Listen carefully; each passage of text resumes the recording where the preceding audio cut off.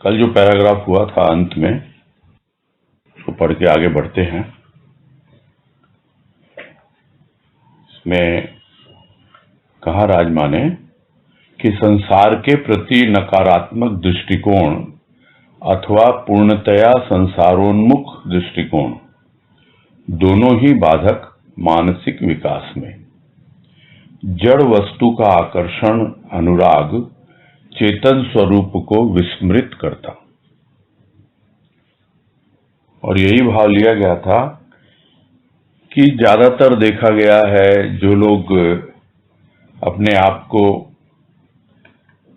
धार्मिक कहते हैं या धर्म के ऊपर ज्यादा विश्वास रखते हैं, तो वो संसार के जितने भी लोग हैं जो घर संसार में व्यस्त हैं या वही जीवन जी रहे हैं, उनको एक अलग दृष्टि से देखते हैं। उनको समय समय पर उनकी आलोचना भी करते हैं, उनकी भर्त्सना भी करते हैं और उनके प्रति एक नकारात्मक दृष्टिकोण रखते हैं। तो यह उनके मानसिक विकास में बाधक होता है, वो यह समझ नहीं पाते हैं। तो यह तो एक प्रकार के ऐसे लोग हैं जो तथाकथित धार्मिक हैं, किंतु उनका धर्म ऊपर से ही ओढ़ा हुआ है, वो भीतर प्रवेश नहीं किया, उनका मानसिक कुछ भी विकास नहीं हुआ, कुछ भी इनर डेवलपमेंट नहीं हुआ उनका। और दूसरी ओर ऐसे लोग हैं जो पूरी तरह संसार में ही रमे हुए हैं। तो ये जो दृष्टिकोण है, भाई यही सब कुछ है, इसी में लगे रहना है, तो ऐसे लोगों का भी मानसिक विकास नहीं होता है। तो दोनों प्रकार के लोग, यानी दोनों एक तरह से एक्सट्रीम्स हैं, किंतु जो वास्तव में समर्पित भक्त है, जो अपने प्रभु के प्रति कुछ इस तरह से भाव रखता है कि पूरी सृष्टि में वही व्यापक है और प्रत्येक वस्तु पर उसी का भाव, उसी का प्रेम वही अंकित है, जो पिछले पैराग्राफ में सब बातें बताई, तो वो संसार से मुंह नहीं मोड़ता। संसार में रहकर न तो संसार के प्रति कोई नकारात्मक दृष्टिकोण रखता है, जिसको कहते हैं निगेटिव एटीट्यूड, और न ही पूरी तरह से संसार में डूब जाता है, क्योंकि उसको पता है कि दोनों ही बाधक है उसके मानसिक विकास में। किंतु यदि उसके बावजूद भी किसी के भीतर जो जड़ वस्तु है उसका आकर्षण है, उसका अनुराग है, जड़ वस्तु क्या है? जिसमें चेतन का जरा भी स्वरूप प्रकट ही नहीं होता, जिसको कहते हैं जो बिल्कुल सारहीन है, जो बिल्कुल थोथा है, उसके प्रति आपका आकर्षण है। ऊपर से बड़ा सुंदर दिखलाई दे रहा है, किंतु भीतर कोई सार है नहीं। तो ऐसी वस्तुओं के प्रति, ऐसे विचारों के प्रति, ऐसे लोगों के प्रति यदि किसी के भीतर आकर्षण है, उस ओर खींचे चले जाते हैं, या ऐसे लोगों के प्रति अनुराग है जो वास्तव में जड़ वस्तु का प्रयोग करते करते स्वयं भी जड़वत जीवन व्यतीत करते हैं और जड़वत ही हो गए हैं, ये सब बातें बताई हैं पहले। तो उनके प्रति जो होगा तो उससे अपने आप ही जो भी आपके भीतर चेतन स्वरूप है, वो जो परमात्मा, उसकी ओर ध्यान जाएगा ही नहीं, वो भूल में पड़ जाएगा। तो इसका इतना ही सार है कि हमें तो मध्यम मार्ग अपनाना है, कोई हमें अतिवादी नहीं होना, एक्सट्रीमिस्ट नहीं होना, और साथ ही साथ हमारा हमेशा ध्यान रहे कि हमें जितना भी थोड़ा बहुत आकर्षण है जड़ वस्तुओं का, भौतिक वस्तुओं का, उसके प्रति वो कम हो, और वो कम अपने आप हो जाता है जब प्रभु के प्रति आकर्षण होने लगता है, जब प्रभु से अनुराग होने लगता है। यानी वो जो चैतन्य स्वरूप परमात्मा जो सद्गुरु बनकर हमारे जीवन में आया है, जब उसके प्रति अनुराग होने लगता है और हमारा आकर्षण बना रहता है, तो अपने आप ही जो जड़ वस्तु है उसके प्रति हमारा अनुराग और आकर्षण कम होने लगता है और एक समय पाके खत्म ही हो जाता है। और धीरे धीरे वो जो चेतन स्वरूप जिसको हम भूल बैठे थे, उसकी याद आने लगती है, याद ही नहीं आती, उसका अनुभव भी मिलने लगता है, उसकी उपस्थिति का अनुभव, यहाँ वो मेरे भीतर है। आज कह रहे हैं जड़वादी मानव की चेतनता से अनभिज्ञ दृष्टि व्यक्ति का दर्शन करती, व्यक्ति में अव्यक्त का दर्शन शक्ति से बाहर, स्थूल दर्शन की अभ्यासी दृष्टि सूक्ष्म का दर्शन किस भांति करे। तो जो जड़वादी मानव है उसकी जो थोड़ी बहुत भी चेतनता है, वो चेतनता तो बिल्कुल अलग दिशा में है। तो उसकी दृष्टि जो है वो जिस चेतनता की बात यहाँ हो रही है उससे बिल्कुल अनभिज्ञ है उसकी दृष्टि। यानी वो देख नहीं पाता, जड़ में रहते रहते, जड़ में खेलते खेलते, भौतिक वस्तुओं के साथ उठ बैठ करते हुए, पूरी दिनचर्या ऐसे ही लोगों के साथ बिताते हुए उसकी दृष्टि भी जड़वत हो जाती है और चेतनता से पूरी तरह वो अनभिज्ञ रहता है।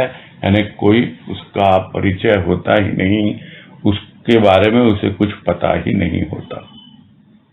तो किसको देखेगी वो दृष्टि? जो सामने कोई व्यक्ति आएगा उस व्यक्ति को देखेगी। कहाँ देखेगी? बाहर बाहर देखेगी, उसका चेहरा देखेगी, आंखें देखेंगी, उसकी पोशाक देखेंगी, रहन सहन, बस यही सब चीजें देखेंगी, इसके अलावा कुछ नहीं देखती। क्योंकि वो जड़वादी मानव है, वो जड़ को ही देख पाता है, चेतनता से तो बिल्कुल परिचय है ही नहीं, उसकी दृष्टि में है ही नहीं चेतनता। तो फिर उसके लिए उस व्यक्ति के भीतर जो अव्यक्त है उसका दर्शन करना, दर्शन करना यानी अनुभव करना। दिखता नहीं है, जो कुछ भी दिखता है वो तो जड़ है, स्थूल है, किंतु उसके भीतर जो अव्यक्त है उस व्यक्ति के भीतर वो तो सूक्ष्म है, वो तो चेतन है।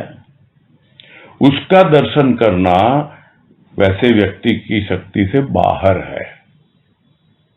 तो व्यक्ति है, दिख रहा है, वो शरीर दिख रहा है, सब कुछ दिख रहा है, किंतु उसके भीतर के भाव विचार जो अव्यक्त हैं,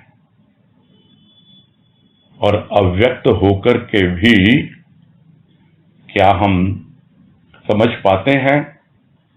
बाहर का रूप दिखलाई देगा, व्यक्ति का दिखलाई देगा, कुछ और नहीं तो शब्दों का रूप दिखलाई देगा। जो हम देख रहे हैं इस पुस्तक में, पिछले लेख में भी देखा, यहां भी देखा कि शब्दों का रूप तो दिखलाई दे रहा है, किंतु वो क्या व्यक्त हो गया? क्या शब्दों के द्वारा वो अव्यक्त व्यक्त हो गया? अव्यक्त तो उसके पीछे छिपा ही रहता है। वो अव्यक्त है उसका भाव, जिस भाव को लेकर के वो शब्द आए हैं, उसी प्रकार जो भाव उस व्यक्ति के भीतर है वो अव्यक्त ही रहता है जब तक हम सिर्फ बाहर बाहर देखते रहेंगे। तो जो जड़वादी मानव है, जिसकी दृष्टि में पूरी तरह स्थूल ही समाया हुआ है, उसकी शक्ति से बाहर है वो अव्यक्त के दर्शन करना, क्योंकि उसकी दृष्टि क्या है? स्थूल के दर्शन की अभ्यासी है, उसको अभ्यास पड़ा हुआ है स्थूल के दर्शन करने का।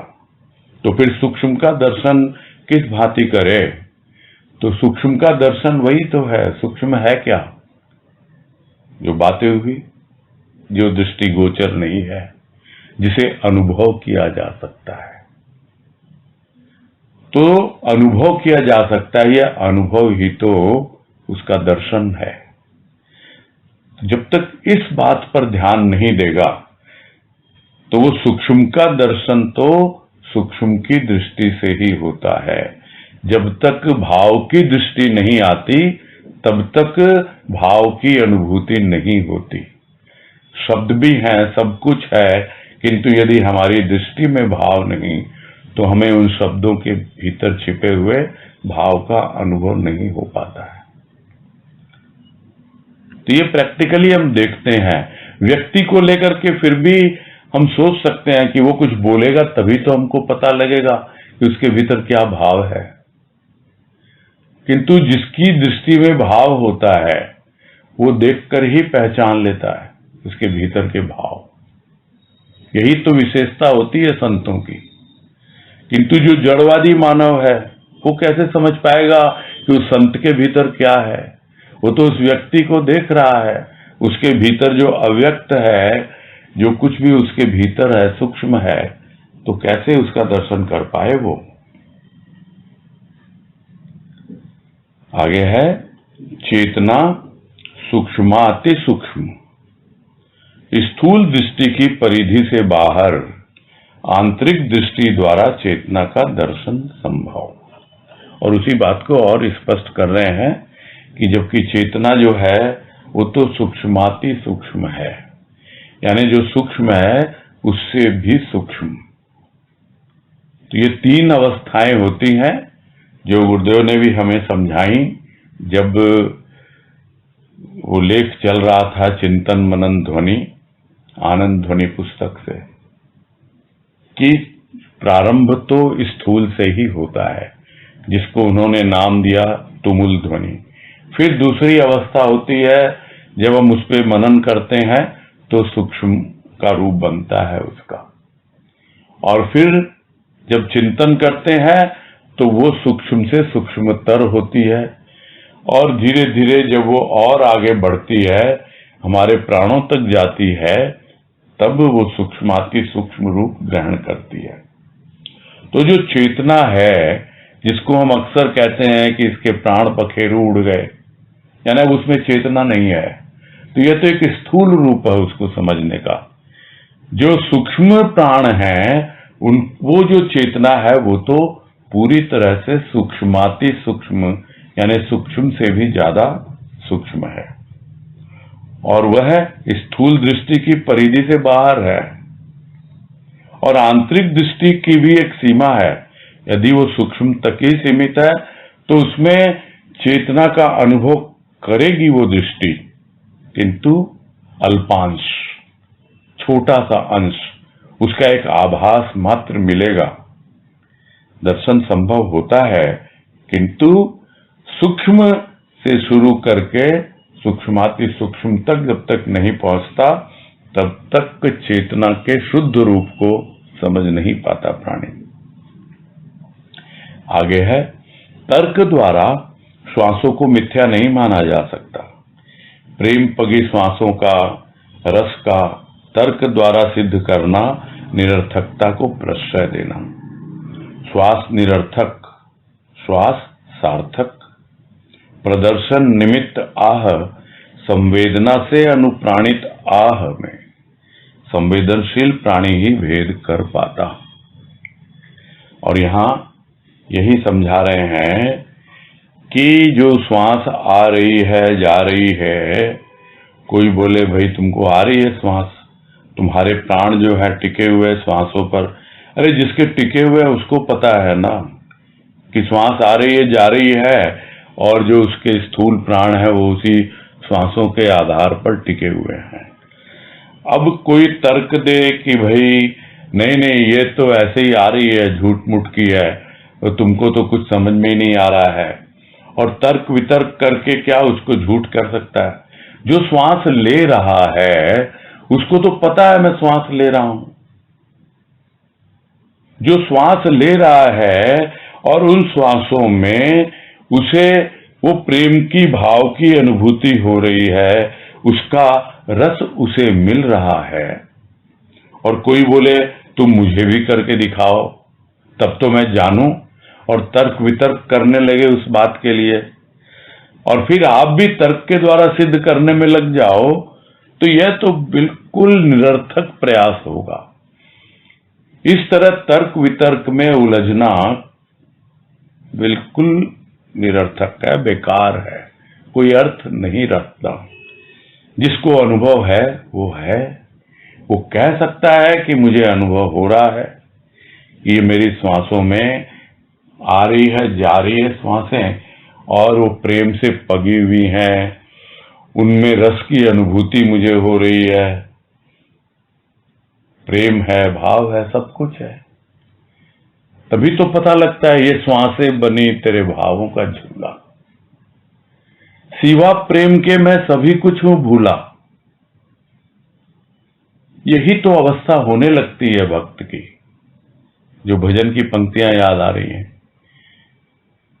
भावों का झूला बन गई ये सांसें, और प्रेम के सिवा सब कुछ भूला। तो तेरी याद से अब कहां तक निभाएं? एक अवस्था थी जब तुम्हें याद करते थे, और तुम अपनी उपस्थिति प्रेम और भाव के द्वारा देते थे। हाँ मैं हूं, अब याद करने की जरूरत नहीं पड़ती, क्योंकि वो प्रेम और भाव की अनुभूति श्वासों में होने लग गई। तो क्या कोई उसे सिद्ध करके दिखला सकता है तर्क वितर्क के द्वारा? ये तो निरर्थक प्रयास कहलाएगा। तो श्वास तो दो प्रकार की है, एक सार्थक है और एक निरर्थक है। अब उदाहरण लिया है राजमा ने कि आह, कोई बोलता है आह, तो वो प्रदर्शन के निमित्त है। भाई किसी को कोई तकलीफ हो गई, वो अपना दुखड़ा रो रहा है, और आप उसके साथ में संवेदना प्रदर्शित कर रहे हो, अपनी सिंपैथी दिखा रहे हो, ओहो आपके साथ हुआ, हाँ हाँ हाँ, तो क्या है ये क्या प्रदर्शन के निमित्त है, और या फिर संवेदना से अनुप्राणित है? यानी उसकी संवेदना है आपके साथ, आपको उसके साथ वेदना हो रही है, कष्ट हो रहा है, और वो जो संवेदना, वो सिंपैथी जो है, वो आपके भीतर से आ रही है, उससे प्रेरित है, उससे प्रेरणा मिल रही है, उससे अनुप्राणित है। यानी आप अपने प्राणों की गहराई में उस संवेदना को अनुभव कर रहे हो, और वहां से वो प्रेरणा निकल रही है और आपकी आह आ रही है। तो एक प्रदर्शन के निमित्त आह है, और दूसरी संवेदना से अनुप्राणित आह है। तो दोनों में अंतर कौन समझ पाएगा? वही समझ पाएगा जो संवेदनशील हो, जिसे संवेदना है ही नहीं। संवेदना क्या है? सेंसिटिविटी। बहुत जल्दी सेंसिटिव हो जाते हैं कुछ लोग, संवेदनशील जो होते हैं, थोड़ी सी बात से बहुत जल्दी सेंसिटिव हो जाते हैं। होना चाहिए। यहां उदाहरण सिर्फ आह का है कि यदि हमें फील हुआ, गहराई में हुआ, और उससे अनुप्राणित होकर के हमारे मुंह से आह निकल रही है, तो उसको सामने वाला यदि वो संवेदनशील होगा तभी समझ पाएगा। नहीं तो जो आह करके जो एक्टिंग कर रहे हैं, प्रदर्शन कर रहे हैं, उनमें और उनमें वो भेद कर नहीं पाएगा, अंतर समझ नहीं पाएगा। तो यह तो संवेदनशील प्राणी ही, यानी जो जैसा होता है, जब उसके सामने वैसी बातें आती हैं तभी वो समझ पाता है। यदि भाव की बातें हो रही हैं, यदि हमें भाव की अनुभूति नहीं हुई हो, तो फिर वो बातें समझ में नहीं आएंगी। यदि भक्ति की बातें हो रही हैं, और यदि हमारी भक्ति ही नहीं है, तो कितनी बातें सब सुनी सुनाई होंगी, हमको छुएंगी नहीं। हम भी आह कर लेंगे, वाह कर लेंगे, सब कुछ कर लेंगे, किंतु गहराई में नहीं जाएगी, वो प्राणों से अनुप्राणित नहीं होगी, वहां से प्रेरणा नहीं मिलेगी हमको। उसी प्रकार ज्ञान की बातें हैं। यानी भाव में जो कुछ हम अनुभव कर रहे हैं, चाहे भक्ति है, ज्ञान है, प्रेम है, कुछ भी है, जब तक सामने वाले को उसका अनुभव नहीं है, उसकी संवेदनशीलता उसके प्रति नहीं है, तो फिर उसको समझ में ही नहीं आएगा कि यह क्या है। जिसको गुरुदेव कहते हैं, एक ज्ञान होता है पुस्तकीय ज्ञान और एक ज्ञान होता है अनुभवजन्य ज्ञान। तो पुस्तकीय ज्ञान और अनुभवजन्य ज्ञान, बस यही अंतर है जो यहां समझाना चाह रहे हैं। जिसने पुस्तकें पढ़ ली है वो प्रदर्शन करेगा, उसका दिखाएगा पांडित्य प्रदर्शन, किंतु वास्तव में जिसके भीतर वो अनुभव उसको मिल चुका है उस ज्ञान का, वो उसका प्रदर्शन नहीं करेगा। वो इस तरह की कोई उसे फीलिंग होगी तो वो अपने आप ही प्रकट होती है। आगे है, चेतना का परिचय चैतन्य द्वारा। अक्षर की पहचान स्वतः असंभव।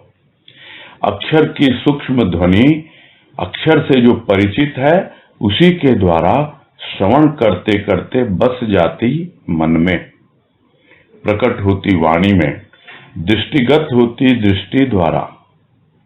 अक्षर जिसका परिचय मिल चुका, उसे हम कहीं भी देखते पढ़ते पहचान लेते हैं। पहले बात आई ना अक्षर रूप, उस बात को अब समझा रहे हैं। तो चेतना का परिचय कैसे मिले भाई? तो जो पहले ही चैतन्य हो चुका हो वही चेतना का परिचय दे सकता है। जिसको तुलसीदास जी ने कहा कि जिसने जान लिया वही जना सकता है, यानी जिसे ज्ञान हो गया वही उसके बारे में ज्ञान दे सकता है। तो चैतन्य की जो अवस्था होती है वो अपने आप ही चेतना का परिचय देने लगती है। उसी तरह जो अक्षर है, कोई चाहे कि उस अक्षर की पहचान हम अपने आप कर लें, कहां से होगी? जो वो अक्षर जानता है वही तो उस अक्षर की पहचान करवा सकता है। जिसे हम साधारण रूप में समझें कि क ख ग घ ये सब अक्षर है, बच्चे को उसकी पहचान नहीं है। वो तो जो उसको जानता है, चाहे वो उसकी माँ है या कोई टीचर है, जो भी उसको जानता है वही उसकी पहचान उससे करवाता है या करवा सकता है। कोई एक और बालक उसके ही जैसा नौसिखिया जो सीखना चाहता है, अक्षर ज्ञान प्राप्त करना चाहता है, क्या वो उसको सिखा सकता है? वो नहीं सिखा सकता। तो अक्षर की पहचान अपने आप तो होती नहीं है, और ऐसे से भी नहीं होती जो स्वयं भी नहीं जानता हो। यही बात कह रहे हैं कि अक्षर क्या है? अक्षर वो है जिसमें से सूक्ष्म ध्वनि प्रकट होती है। जो बात अभी थोड़ी देर पहले ही आई चिंतन मनन ध्वनि लेख से, कि ऐसा नहीं है कि जड़ में चेतन नहीं होता, ऐसा नहीं है कि तुमुल ध्वनि में सूक्ष्म ध्वनि छिपी हुई नहीं होती है, ऐसा नहीं है कि क्षर में अक्षर नहीं होता। जो कुछ भी नाशवान है, नाशवान है, अभी नहीं है। अभी तो वो टिका हुआ है, अभी तो वो दृष्टि गोचर है, दिखलाई पड़ रहा है। वो क्यों टिका हुआ है? किसके आधार पर टिका हुआ है? वो उस अक्षर के आधार पर टिका हुआ है। तो जो क्षर है उसका आधार हमेशा अक्षर होता है। हमारा शरीर टिका हुआ है, क्षर है, ये नाशवान है। किसके आधार पर टिका हुआ है? वो जो अक्षर है, वो जो आत्मा है, उसके आधार पर टिका हुआ है। इसलिए एकदम स्पष्ट हो जाता है कि जो कुछ भी हमें दिखलाई दे रहा है वो सब कुछ इसलिए टिका हुआ है क्योंकि उसमें ऐसा है जो अक्षर है, जो नष्ट नहीं होता, उसके आधार पर। और उसी को साधारण भाषा में कहा जाता है कि कण कण में भगवान। वो भगवान, वो अक्षर है, उसका कभी नाश नहीं होता। वो कण कण में है, इसीलिए वो कण टिका हुआ है। भले ही वो कण नाशवान है, जब तक उसमें वो भगवान है। तो क्या बाद में वो कण मिट जाएगा? नहीं। जिसे हम क्षर कहते हैं वो पूरी तरह मिटता नहीं है, उसका रूपांतर हो जाता है, यानी रूप बदल जाता है। तो जो अक्षर रूप है उसका रूप कभी नहीं बदलता, बाकी जो क्षर है उसका रूप परिवर्तित होता रहता है। तो अक्षर के साथ सूक्ष्म ध्वनि जुड़ी हुई है। तो उस जड़ में जो तुमुल ध्वनि है उसमें सूक्ष्म का अंश होता ही होता है, उस क्षर में अक्षर का अंश होता ही है। तो अक्षर से जो परिचित है उसी के द्वारा श्रवण करते करते वो सूक्ष्म ध्वनि बस जाती है मन में। वो अक्षर की जो सूक्ष्म ध्वनि है बसती है। फिर वही बात सूक्ष्म से सूक्ष्मतर और सूक्ष्मतम तक पहुंचती है और अंत में पूर्ण रूप से शुद्ध चैतन्य या शुद्ध चेतन अवस्था तक पहुंचा देती है वो अक्षर की सूक्ष्म ध्वनि। और वो प्रकट कहां से होती है? होती है वाणी में। और दिखती कहां है? दिखती है इन आंखों से। यानी दोनों रूप है तो बाहर के ही। जिसे परिचित है जो अक्षर से, वो जब बोलता है उसकी वाणी से प्रकट होती है वो सूक्ष्म ध्वनि। संत की वाणी से प्रकट होती है वो सूक्ष्म ध्वनि और दिखता है संत एक रूप में अपनी दृष्टि के द्वारा दिखलाई पड़ता है। तो ये दोनों हमारी ज्ञानेंद्रियां, आंख देख पाती है उसको और हमारे कान सुन पाते हैं उसको, श्रवण कर पाते हैं उसको। और जब वो श्रवण बड़े ध्यानपूर्वक होता है और उसमें से जो सार हम ग्रहण करते हैं तब धीरे धीरे वो बसती है मन में और फिर मन उस पर मनन करता है। ये सब कोई नई बातें नहीं है, ये सब बातें हम लोग पहले गुरुदेव के उस लेख में समझ चुके हैं और उसको यहाँ राजमा दूसरे ढंग से समझा रहे हैं। बात वही की वही है।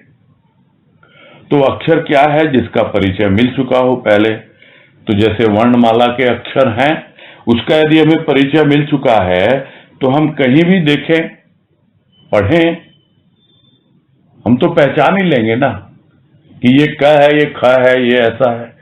वैसे ही वो जो अक्षर जो ध्वनि लेके आया है, सूक्ष्म ध्वनि, और धीरे धीरे वो मन में बसती है, फिर मन बुद्धि चित्त अहंकार से होती हुई प्राणों में बस जाती है वो ध्वनि।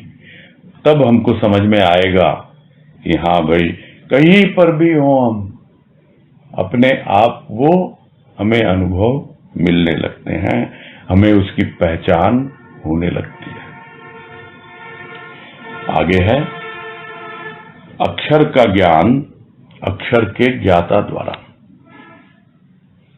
अक्षर का रहस्य क्षर के रहस्य को प्रकट करता। अक्षर ज्ञान के अभाव में शिशुवत निरर्थक लकीरें बनाने का प्रयास रीति, आचरण शिशुवत, आग्रह प्रौढ़ के समान। अस्पष्ट लकीरों को अक्षर मान संतुष्ट होता जो, वह रूढ़ी का प्रवर्तक, रूढ़ीवादी, अनजान से सदा ही अज्ञेय रहता। भाषा पे मत जाइए, भाव को पकड़िए। इतना सुंदर भाव इसमें राजमा ने प्रकट किया है और वो यही है कि जिस प्रकार अक्षर का ज्ञान किससे होता है, अक्षर के ज्ञाता के द्वारा। जो बात पहले भी आई, वही तो क ख ग सिखाएगा जो क ख ग जानता है लिखना पढ़ना। उसी तरह जो अक्षर है रूप, उस अक्षर जो चेतन का रूप है, उस चेतना का चैतन्य रूप है जो, वो अक्षर, उसका रहस्य कौन बतलाएगा? उसका रहस्य आएगा जैसे जैसे अक्षर का रहस्य प्रकट होता है, वैसे वैसे क्षर का रहस्य भी प्रकट होने लगता है। पहले तो सुनी हुई बात रहती है, खाली हाथ आया है, खाली हाथ जाना है। किंतु जब तक भीतर से पूरा खाली नहीं हो जाता, तब तक इस बात की सार्थकता को समझता नहीं है। और पूरी तरह भीतर से खाली हो जाने का तात्पर्य क्या? कि हमारा अंतःकरण इतना व्यापक हो गया, आकाश की तरह जैसे खाली हो। अब उसमें जो अक्षर है, जो असीमित है, जो अनंत है, वो समाने के लिए हमेशा तैयार बैठा है, बिल्कुल बैठा रहता है। क्यों? क्योंकि खाली तो कुछ रह ही नहीं सकता। ये तो विज्ञान का सिद्धांत है कि कुछ भी खाली नहीं रह सकता, और उसको दो लफ्जों में अंग्रेजी में यही कहा गया है, nothing like vacuum exist in the universe. तो है नहीं ऐसा कुछ भी जिसे हम खाली समझते हैं इस आकाश को, वहां पर भी है बहुत कुछ। वही है अक्षर का रहस्य।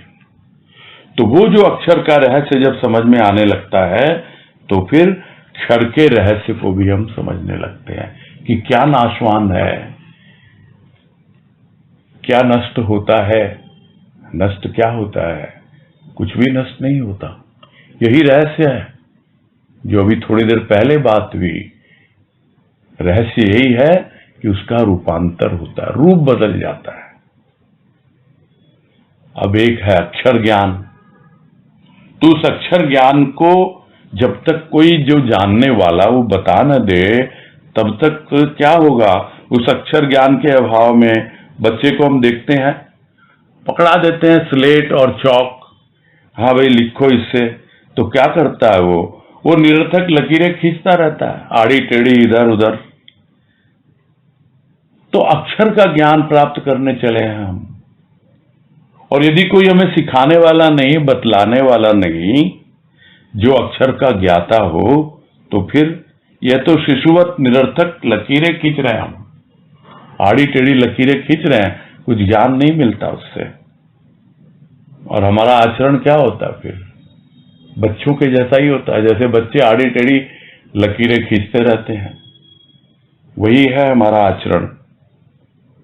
किंतु आग्रह तो हम करते हैं, हाँ भाई प्रौढ़ के समान, हम तो बहुत बड़े हो गए हैं, अब नहीं सीखेंगे तो कब सीखेंगे? अरे इतनी उम्र गुजर गई, अभी तक अक्षर से परिचय नहीं हुआ, तभी तो सरकार चलाती है प्रौढ़ शिक्षा अभियान। कोई बात नहीं, जब जागो तभी सवेरा है। आग्रह तो वैसा है, तो क्या अपने आप प्रयास से होगा क्या? प्रौढ़ शिक्षा अभियान है तो उस अभियान में शामिल हो। जब अभियान में शामिल होता है, तब धीरे धीरे उसे अक्षर ज्ञान होता है। किंतु आचरण शिशुवत ही रहेगा। अरे मैं कैसे जाऊं, कैसे क्लास में, यहां तो सब बच्चे ही होंगे। अभी कुछ दिनों पहले एक मूवी देखी थी, वो माँ बच्चे को पढ़ाना चाहती है और बच्ची जो है पढ़ने को तैयार नहीं है। अंत में वो खुद जाके क्लास में बैठती है, एडमिशन लेती है। ऐसे ही करता है वो हमारा सदगुरु। अरे बच्चा पढ़ना ही नहीं चाहता, अक्षर ज्ञान लेना ही नहीं चाहता, चलो मैं बैठती हूं इसके साथ, फिर देखती हूं कैसे ये सीखती है या नहीं सीखती है। आचरण हमारा शिशुवत रहता है, कुछ पढ़ना चाहते नहीं, कुछ जानना चाहते नहीं और आग्रह करेंगे, अरे हमको तो मिल जाए सब कुछ। और फिर हम आड़ी टेढ़ी रेखाएं खींचते रहेंगे और हम समझेंगे हमने तो लिख लिया, क ख ग घ, हम पढ़ना सीख गए और अक्षर मान के हम संतुष्ट हो जाएं। तो जो इस प्रकार अस्पष्ट लकीरों को अक्षर मानकर संतुष्ट होता है, क्या है वो? अरे वही तो रूढ़ियों में चला आ रहा है और एक रूढ़ी का प्रवर्तक बन जाता है, फिर बेड़ियों में बांध देता है। इस तरह है, ऐसे खींचो, ऐसे लकीर खींचो, ऐसे करो, वैसे करो, तभी तुमको ये होगा, अक्षर ज्ञान होगा, तभी तुम परमात्मा को जान पाओगे, तभी जो तुम्हारा अक्षर रूप है उससे तुम्हारा परिचय होगा। तो यह जो है रूढ़िवादी लोग हैं, और रूढ़िवादी जो है वो सदा ही वो उससे अनजान बना रहेगा। जो अनजान है, कभी जाना नहीं, उस अनजान से हमेशा अनजान ही बना रहेगा, और वो अनजान जो है उससे सदा ही वो अज्ञेय ही बना रहता है। भले ही लोग कहें कि भाई तुम अक्षर ज्ञान कर सकते हो, तुम सीख सकते हो, जिसको कुछ पता है, थोड़ा बहुत अक्षर ज्ञान हो, उससे तुम अक्षर ज्ञान प्राप्त कर सकते हो, किंतु वो तो अपने बलबूते पर प्रौढ़ के आग्रह के समान नहीं, मैं कर लूंगा अपने आप। और प्रयास क्या है, बच्चों की तरह आड़ी टेढ़ी लकीरें खींचेगा और वही सब जो नियम कायदे कानून जो धर्म के नाम पर हैं उन्हीं रूढ़िवादियों पर चलता रहेगा। तो वह जो रूढ़ी का प्रवर्तक है, वो रूढ़िवादी, वो हमेशा हमेशा उसके लिए जो अनजान है वो अनजान ही बना रहता है। आगे है, सद्गुरु के अभाव में उचित अनुचित रेखांकन को संज्ञा दी, धर्म की कर्म की, प्रादुर्भाव हुआ रीति कुरीतियों का। और उसी बात को और अच्छे से समझा दिया कि जब तक सद्गुरु जीवन में नहीं आया तब तक क्या हुआ, जो भी उचित अनुचित जैसे लाइनें खींच रहे हैं, आड़ी टेढ़ी रेखाएं खींच रहे हैं, और उसको हमने संज्ञा दे दी, हम ये धर्म को मान के चल रहे हैं, हम ये कर्म कर रहे हैं और उसी में हम लगे हुए हैं, तो उससे क्या हमें मिला? उसी से तो प्रादुर्भाव हुआ ना रीति का कुरीतियों का, कि रीति रिवाज है, ये ऐसे करो वैसे करो, हमारे यहाँ तो ये रीति है, इस धर्म की ये रीति है, इसके ये रिवाज हैं, और नहीं तो फिर बोलेंगे ये नहीं कर रहे हो तो ये तो कुरीति है, गलत दिशा में जा रहे हो। तो इन सब का प्रादुर्भाव किसके कारण हुआ? क्योंकि उसके जीवन में कोई उसे अक्षर ज्ञान कराने वाला कोई सद्गुरु वो नहीं मिला। तो सद्गुरु के अभाव में उल्टी सीधी लाइनें खींचता रहा और उसको धर्म और कर्म का नाम देता रहा। अक्षर का ज्ञाता भेद जानता, क्षर का अक्षर का, क्षर में दर्शन पाता अक्षर का, प्रयास के समय लकीरें, अभ्यास अनवरत, अभ्यास पश्चात अनायास दर्शन, अनायास वचन, अनायास कर्म करता है। और ये पढ़कर इतना प्रोत्साहन मिल रहा होगा, कितना इंकरेजमेंट मिल रहा है इन 2-3 लाइनों में, कि जो अक्षर का ज्ञाता है, हम यदि सद्गुरु जो अक्षर का ज्ञाता उसके संपर्क में आ गए, उसके सानिध्य में आ गए, तो ज्ञाता है, अक्षर का ज्ञाता है, वो तो भेद जानता है, सबका भेद जानता, वो भेद यानी रहस्य, भेद यानी अंतर, क्या अंतर है क्षर में और अक्षर में वो जानता है, क्षर का क्या रहस्य है, अक्षर का क्या रहस्य है, वो भी सब जानता है। यहां तक कि वो क्षर में दर्शन पाता अक्षर का, अब वो सिखाता है। धीरे धीरे जैसे अक्षर ज्ञान करवाया जाता है, उसकी ये प्रोसेस है कि जो क्षर में दर्शन पाता, क्षर क्या है? जो स्थूल है, वो क्षर है। तो जो उसका एक रूप है, जो एक नाम है, वो अक्षर रूप नहीं है, वो क्षर रूप है। किंतु उस क्षर में भी वो अक्षर छिपा हुआ है। वो क्या है? उस स्थूल में सूक्ष्म छिपा हुआ है। उस क्षर में वो अक्षर सूक्ष्म है। उस जड़ में वो चेतन अक्षर है। वो समझ में आने लगता है। अब लाइनें खींचना सीख रहा है, तो प्रयास कर रहा है। वो जब प्रयास करता है तो वो लकीरें ही लगती हैं, आड़ी टेढ़ी लकीरें। सीख रहा है अभी अक्षर लिखना, बढ़ रहा है अक्षर ज्ञान की ओर, प्रयास कर रहा है, लकीरें खींच रहा है, किंतु अभ्यास नहीं छोड़ता। अनवरत अभ्यास में लगा रहता है, निरंतर मनन चिंतन में लगा रहता है, श्रवण मनन निधि ध्यासन उसमें लगा रहता है, छोड़ता नहीं। अनवरत अभ्यास उसका। और अभ्यास के पश्चात अनायास, अनायास दर्शन, अपने आप ही अचानक, न जाने कब, कहां, किस रूप में, कैसे वो अक्षर अपना दर्शन दे जाता है, यानी अपनी अनुभूति दे जाता है। और अनायास वचन, अनायास कर्म। अब जो उसको अनुभूति मिल गई दर्शन में, उसी अनुभूति को वो अपनी वाणी से प्रकट करता है, अनायास करता है। उसके लिए कोई अभ्यास की आवश्यकता नहीं होती, उसके लिए कोई प्रयास की आवश्यकता नहीं होती, वो भी अनायास ही प्रकट होता है। वो अक्षर जो सूक्ष्म है, जो चेतन है, जो भाव और प्रेम का रूप उसको अनुभव में आया, जो उसने सीखा उस अक्षर के ज्ञाता के द्वारा, उस सद्गुरु के द्वारा, अनायास।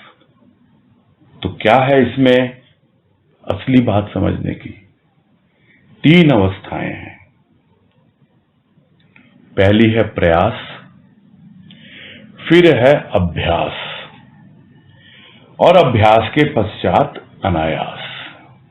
ये 3 चीजों को यदि हम समझ लें अच्छी तरह, तो हमारी जो आध्यात्मिक यात्रा है, जो क्षर से अक्षर की जो यात्रा है, क्योंकि हमें क्षर में थोड़ा थोड़ा अनुभव अक्षर का मिलने लगा है सद्गुरु की कृपा से, हम उस अक्षर की ओर और आगे बढ़ना चाहते हैं, उस अक्षर ज्ञान को और हम पुष्ट करना चाहते हैं। तो उसके लिए प्रयास, जो पहले नाम दिया गया पुरुषार्थ का, वो करते रहना है। हो सकता है उस वक्त तो लकीरें ही लगें और लोग कहें क्या आप तो लकीर के फकीर हो, वही सुबह शाम जब भी होता है सत्संग में बैठ जाते हो। तो इतने करने से नहीं होगा। उसमें जो थोड़ा सा अनुभव मिला, उस पे मनन चिंतन करना है, निधिध्यासन करना है, और तब जाकर जब उसकी कृपा होगी, अनायास, अपने आप, सोचना नहीं है, फल की इच्छा न रख, फल अपने आप मिलेगा। किंतु उसके लिए क्या चाहिए? उसके लिए चाहिए प्रयास और अभ्यास, अनवरत अभ्यास। ये बात गांठ बांध लें अपने भीतर पक्के से, तो हमें इतनी कृपा का अनुभव होता है सद्गुरु की कि जो बेहिसाब, कहने को तो हम कह देते हैं वो तो बेहिसाब रहमत करता है, कृपा करता है, कोई हिसाब नहीं रखता। रखता तो नहीं है, लेकिन हम रखते हैं हिसाब। अरे अभी तो पूरी सी कृपा मिली ही नहीं, तो तुम तो प्रयास करो, तुम तो अनवरत अभ्यास करो, तब देखो अनायास बिल्कुल समझ में आने लगता है। आगे है जीवन क्षर यदि अल्प पर संतुष्ट, जीवन अक्षर यदि असंतुष्ट क्षर से। असंतोषी संतोष के निमित्त सचेष्ट, चेष्टा द्वारा प्राप्त कुंजी सफलता की। और यह जो बात बतला रहे हैं, यह क्या होता है, अनवरत अभ्यास को और इलेबोरेट कर रहे हैं और अच्छे से एक्सप्लेन कर रहे हैं कि अनवरत अभ्यास की आवश्यकता क्यों है। क्योंकि जीवन हम जी रहे हैं, और यदि थोड़े से में ही हम संतुष्ट हो जाएंगे तो फिर यह जीवन जो है उस अक्षर तक नहीं पहुंच पाएगा। ये भी क्षर हो जाएगा, यह भी नष्ट हो जाएगा। किंतु जीवन नष्ट नहीं होगा, जीवन अक्षर हो जाएगा यदि हम जो कुछ भी मिल रहा है उसको सिर्फ और सिर्फ स्थूल में ही न आंकें। स्थूल ही क्षर है और सूक्ष्म अक्षर है, किंतु वो बढ़ता चला जाए उस चेतन अवस्था तक जो सूक्ष्माति सूक्ष्म है। तब हमें पता लगेगा कि यह जीवन अक्षर है। जैसे जैसे हम क्षर से असंतुष्ट होते हैं कि क्या बहुत दिया ना देने वाले ने, अब तो आंचल में ही नहीं समा रहा, बहुत मांगा, रुपया पैसा धन दौलत यह सब तो क्षर था, किंतु अब उससे संतुष्टि नहीं हो रही है, अब असंतुष्ट है उस क्षर से। तब जीवन हमारा अक्षर की ओर बढ़ता है। यानी उस अक्षर के लिए हमारे भीतर एक आग्रह होता है, एक लालसा होती है, एक उत्कंठा जागती है। तब मालूम पड़ता है कि यह जीवन अब अक्षर की ओर बढ़ रहा है। अब हम असंतुष्ट हैं इस क्षर से, स्थूल से हम संतुष्ट नहीं हो रहे हैं। और जो भी असंतोषी होता है वो उसको कहां से संतोष मिलेगा? उसको तो संतोष मिलेगा जितना अक्षर उसके जीवन में आता जाए उसी से संतोष पाता है, और वो उसी के निमित्त सचेष्ट रहता है, उसी की चेष्टा करता रहता है, उसी का प्रयास करता रहता है, आड़ी टेढ़ी लकीरें खींचता है, किंतु फिर भी पता है कि मैं सही दिशा में आगे बढ़ रहा हूं। अभ्यास करता रहता है, अनवरत उसमें लगा रहता है, हमेशा सचेष्ट रहता है, और चेष्टा के द्वारा अब उसे सफलता की कुंजी मिलने लग गई। यानी वो चाबी मिल गई उसको कि बस अब तो खोजना है ताला कहां है, कहां कहां ताले लटके हुए हैं, कौन से कोठरी में कहां पर छिपा हुआ है वो अक्षर। और वहीं नहीं, बहुत से बीच में आते हैं। और यह जो हाथ लगी है ना कुंजी सफलता की, यह कोई ऐसी वैसी चाबी नहीं है, ऐसी वैसी कुंजी नहीं है, ये मास्टर की है, सब तरह के तालों को खोल देती है ये। तब मालूम पड़ता है यह जो अनवरत अभ्यास अपने आप ही खोल देगा दरवाजा। उस दरवाजे को भी मालूम होता है कि भाई इसके पास चाबी है, तो ताला लटकाने से भी कोई फायदा नहीं। वो तो यही कहेगा कि मेरा दरवाजा तो हमेशा खुला है तेरे लिए, तुझे कुंजी मिल गई, अब ताले की आवश्यकता नहीं, बढ़ता चल बढ़ता चल। यही है सफलता की कुंजी। आगे है, अक्षर का परिचय प्राप्त पुरुष अध्ययन करता सृष्टि का। सृष्टि क्या? अक्षरों का समूह, अक्षर में आबद्ध होकर। तो जिसे अक्षर का परिचय प्राप्त हो गया, ऐसा पुरुष अध्ययन करता है प्रकृति का, इस सृष्टि का। यानी जो मिला उसको काम में लेना है, देखने में, सुनने में, क्या सृष्टि है, तो समझ में आ जाता है सृष्टि क्या है। यह तो अक्षरों का समूह है, जो बात पहले भी आई। बिना अक्षर के आधार के यह क्षर में प्रकट हो ही नहीं सकती, तो क्षर में आबद्ध है यह अक्षर। तो यह पूरी सृष्टि अक्षरों का ही समूह है, किंतु क्षर में आबद्ध है। यानी यह जो क्षर है, यह जो स्थूल है, इसी ने इसे आबद्ध कर रखा है।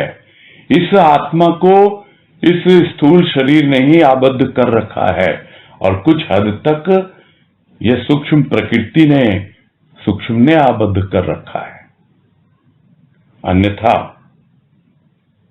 सब कुछ तो ये अक्षर ही अक्षर है, चाहे वो स्थूल प्रकृति, सूक्ष्म प्रकृति, ये सब तो अक्षरों का ही समूह है। प्रकृति के कण कण में वो पुरुष विद्यमान है, और वो जो पुरुष हमारे भीतर बैठा, वो अध्ययन करने लगता है, सीधा अपने आप को देखने लगता है। कहाँ? मन में, बुद्धि में, चित्त में, अहंकार में। और यही है दृष्टा का जागना। वो दृष्टा जो सृष्टा है, उस दृष्टा ने ही सृष्टि की है हमारे अंतःकरण की। अब वो सृष्टा दृष्टा बनकर जब देखता है अपनी अंतः प्रकृति को, अंतःकरण को, तब मालूम पड़ता है कि ये सब तो अक्षरों का ही समूह है। क्षर में आबद्ध है, किंतु यह मन है, बुद्धि है, ये सब स्थूल में खेलते रहे, किंतु ये तो था तो इसके भीतर सूक्ष्म भी, था तो इसके भीतर चेतन भी। समझ में आने लगता है, और उसका जीवन आगे बढ़ता रहता है। और क्या है इसका सार, वो आगे बता रहे हैं कि स्वयं को क्षर मान प्राणी भोगता है सुख दुख का, भेद विभेद का, ज्ञात अज्ञात का। क्षर द्वारा खींची गई सीमा में भ्रमित हो प्राप्त होता है क्षय को, विनाश को।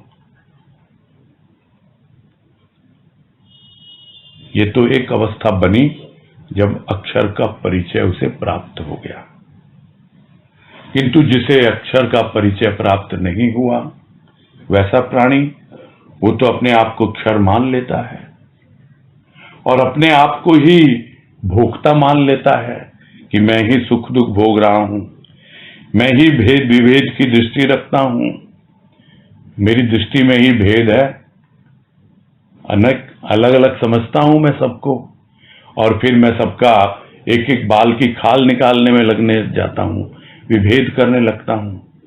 तो यह सब जो भी जीवन की अवस्था है, और ज्ञात अज्ञात का, तो ज्ञात से अज्ञात से सुख दुख भेद विभेद, इन सबको प्राणी स्वयं को ही मान बैठता है कि ये सब तो मैं ही हूं। क्यों? क्योंकि वो स्वयं अपने आप को क्षर मानता है, नाशवान है ये शरीर तो, और ये शरीर ही तो सब कुछ सुख दुख भेद विभेद इन सब में लगा हुआ है। यानी जब तक अक्षर ज्ञान नहीं होता, तब तक प्राणी यही समझता है कि ये सब तो मेरे ही किए हुए कर्म है, और उन कर्मों का फल ही मैं भोग रहा हूं सुख दुख के रूप में। और जो कुछ भी हो रहा है वो सब कुछ क्षर के द्वारा सीमित है, वो खींची गई सीमा, उसी में वो घूमता रहता है, भ्रमित होता रहता है, यानी भ्रमण करता रहता है, और एक दिन क्षय को प्राप्त हो जाता है। ये धीरे धीरे जो पहले बात आई थी, क्षय में और क्षर में क्या अंतर। जो क्षर मान लेता है वो उसके जीवन में क्षय होने लगता है। जो ये समझ लेता है कि भाई मैं तो नाशवान हूं, तो अपने आप ही धीरे धीरे क्षय होने लगता है। किंतु जो अक्षर की खोज करता है, उसके लिए प्रयास करता है, अभ्यास करता है अनवरत, और उसे उसका परिचय मिलता है, तब उसको मालूम पड़ता है कि नहीं, मैं तो अक्षर हूं, मैं तो आत्मा हूं, मेरा कभी नाश नहीं होता, मेरा कभी क्षय नहीं होता। शरीर का क्षय होता है, मन बुद्धि का क्षय होता है, किंतु मेरा कभी क्षय नहीं होता। सिर्फ बोलने से नहीं होता, सुनने से भी नहीं होता। लोग बोल देते हैं तुम कौन हो, तुम तो शुद्ध बुद्ध आत्मा हो, तुम तो अक्षर हो। तो क्या तुमने क्या मान लिया अक्षर? और मानने से तो होगा नहीं, ये तो जानने की चीज है, ये तो ज्ञान प्राप्त करने की चीज है। अक्षर ज्ञान है। ये मान लिया, हाँ मुझे ज्ञान है, मानने से ज्ञान नहीं होता है, जानने से ज्ञान होता है। तो यह जो कोई बोल दे कि तुम तो शुद्ध बुद्ध आत्मा हो, बोलने से नहीं होगा, सुनने से भी नहीं होगा, उसका ज्ञान प्राप्त करना है। किंतु उसके पहले उसने तो अपने आप को भोक्ता मान रखा है, सब चीज को मैं ही भोग रहा हूं और मैं नाशवान हूं। जितने दिन ये जीवन है वही भोग भाग के खत्म करना है, और थोड़ा पुण्य कर लें, फिर स्वर्ग मिल जाए, किसी लोक में पहुंच जाएं, चलो अच्छे से सुख भोगेंगे वहां पर। यहाँ तो भाई दुख ही दुख है, कर्मों का फल है। और इस तरह वो एक सीमा रेखा खींच देता है और उसमें ही भ्रमण करता हुआ अंत में अपने शरीर को छोड़ता है।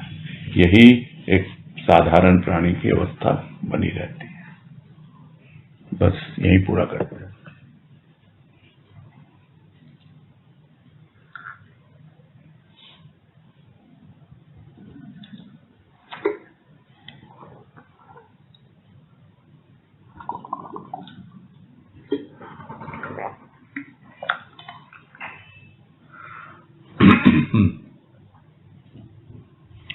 नीतू गुप्ता।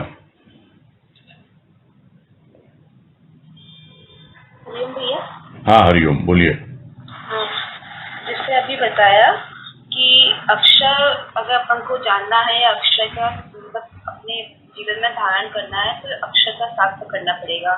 हम जो कर रहे हैं तो वो तो मतलब सफिशिएंट नहीं है उतना करना। तो आपने बताया कि मतलब अनवरत रहते रहना है। हमें तो ऐसा ऐसा कर रहे हैं, जैसे जागरूकता भी रहती है, लेकिन जितना कर रहे हैं उतना अपने आप में संतुष्टि भी नहीं है। और यही लगता है कि कहीं ना कहीं और कमियां निकल के ऊपर आ रही है। मतलब वही है कि क्या पुरुषार्थ करना, मतलब वही सामने आता है कि जितना इतना करते हैं उतना अपने आप में कमी ही, मतलब अपने आप को छोटा ही महसूस करते हैं कि हमारे अंदर वो चीज सुधर रही है कि और ज्यादा हम उस चीज में अपने आप को सुधार नहीं पा रहे हैं। मतलब यही समझ में आता है कि अक्षर का साथ कैसे पकड़े, मतलब कि व्याकुलता कितनी है तो वही जानता है। बस यही है कि अक्षर का साथ पकड़ना है, किस तरह से उसको पकड़े रहे। मतलब हम तो नहीं पकड़ सकते, वही पकड़ता है। लेकिन वही है ना कि और कमियां निकलती है अपने आप में। मतलब वही लगता है कि अब बहुत कमियां हैं, बहुत कैसे क्या होगा। मतलब नहीं, आपको तो अक्षर को देखना है ना, क्षर को थोड़े देखना है। कमियां कोई टिकी थोड़ी रहेंगी, वो तो नाशवान है, नष्ट हो जाएंगी। कमियां तो दूर हो जाएंगी। जैसे जैसे अक्षर आता जाएगा, क्षर जो है वो हटता जाएगा। वही तो बात है, जैसे जैसे प्रकाश आता जाएगा वैसे वैसे अंधकार दूर होता जाएगा। तो ये तो बातें वही सब हैं। हाँ, संतुष्टि नहीं होती है, बिल्कुल सही कह रहे हैं आप। उसके लिए हाँ हमेशा चेष्टा बनाई रखनी पड़ती है। यही समझा रहे हैं यार राजमा। कभी यही लगता है कि अपन कुछ नहीं कर पा रहे हैं कि अपनी मैं नहीं, वो हीन भावना में नहीं जाना है। हाँ, जितना हम कर सकते हैं हम करें, जितना हमारे लिए संभव है उसमें हम जरा सी भी कोताही ना बरतें, ढिलाई ना बरतें, मुस्तैद रहें एकदम। यही है। मतलब ये कहने का घर बैठे अगर ऐसे मतलब अंदर से भीतर से करते हैं इसी और भी कुछ पुरुषार्थ रहता है। मतलब नहीं, पुरुषार्थ तो ये देखो अपने आप प्रेरणा देता है वो। मेरा तो इतना ही कहना है, अपना अनुभव उसकी कृपा से यही है कि वो आपका आग्रह देखता है, जिसको पहले भी राजमा ने कहा कि वो आपकी उत्कंठा जो होगी, यानी उत्कट अभिलाषा आपके भीतर जो एकदम, जिसको हम किस भाषा में बोले, उर्दू में कहेंगे हमारे भीतर वो जुनून होना चाहिए। वो जुनून होगा ना तो अपने आप सब बातें होंगी। ठीक है। हाँ हाँ भैया, हरिओम भैया। हरिओम हरिओम। हाँ हाँ, सुनीता जालान।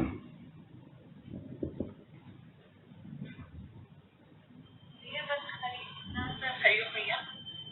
हरिओम, बोलो। ये पूछना था आपने, जैसे लास्ट में मैंने बोला मन का भी क्षय होता जाता है, तो वो नहीं समझ में आया, मन और बुद्धि का कैसे क्षय होता रहता है? मन और बुद्धि तो क्षय करना ही पड़ेगा। अगर वो खत्म नहीं होगा तो फिर कैसे होगा? फिर आना पड़ेगा। सब कुछ यही छोड़ के जाना है भाई। मन बुद्धि को साथ लेके जाओगे तो फिर आना पड़ेगा। बहुत सिंपल है ये बात। तो कई बार सुना होगा आपने। हाँ, वैसे तो समझ में आ गई कि मन में कोई कामना नहीं होनी चाहिए। कुछ मन होना ही नहीं चाहिए, कामना कहाँ, कुछ भी नहीं होना चाहिए। मन बुद्धि चित्त अहंकार कुछ नहीं होना चाहिए। सूक्ष्म भी नहीं होगा, स्थूल भी नहीं होगा। अरे स्थूल तो प्रकृति जबरदस्ती छीन लेती है, किंतु सूक्ष्म हमारे कंट्रोल में होता है ना, वो छोड़ना नहीं चाहते हम। ये परेशानी है, इसीलिए आना पड़ता है बार बार। ठीक है।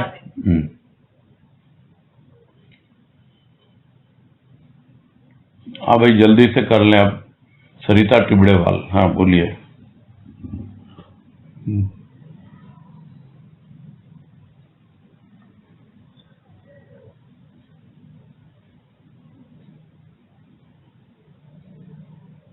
क्या हुआ, अनम्यूट नहीं हो रहा क्या? हो गया भैया, बस यही समझ में आ रहा है कि प्रयास नहीं, आपका तो हो गया, सुनीता जालान तो हो गया ना। सरिता टिबड़ेवाल की बात हो रही है।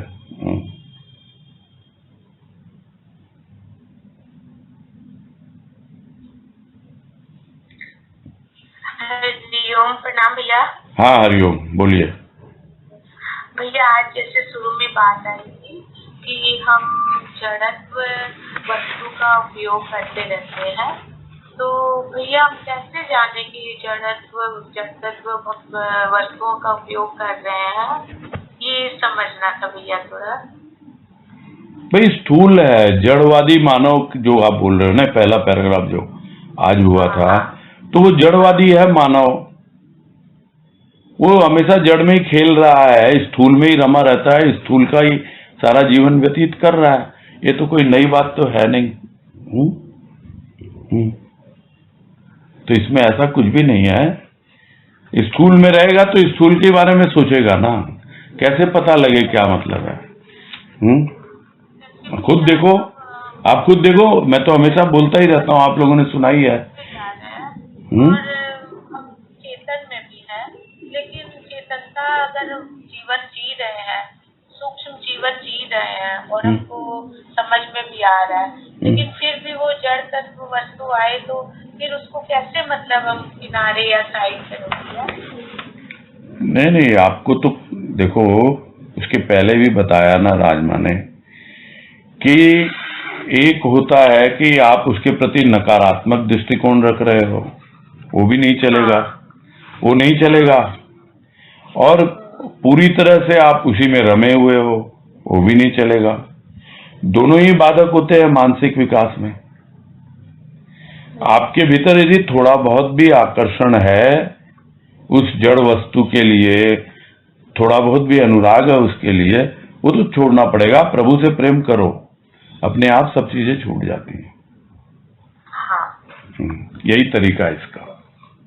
हाँ, समझ में आ गई। प्रणाम भैया। हाँ, हरिओम। ठीक है, फिर पूरा करते हैं।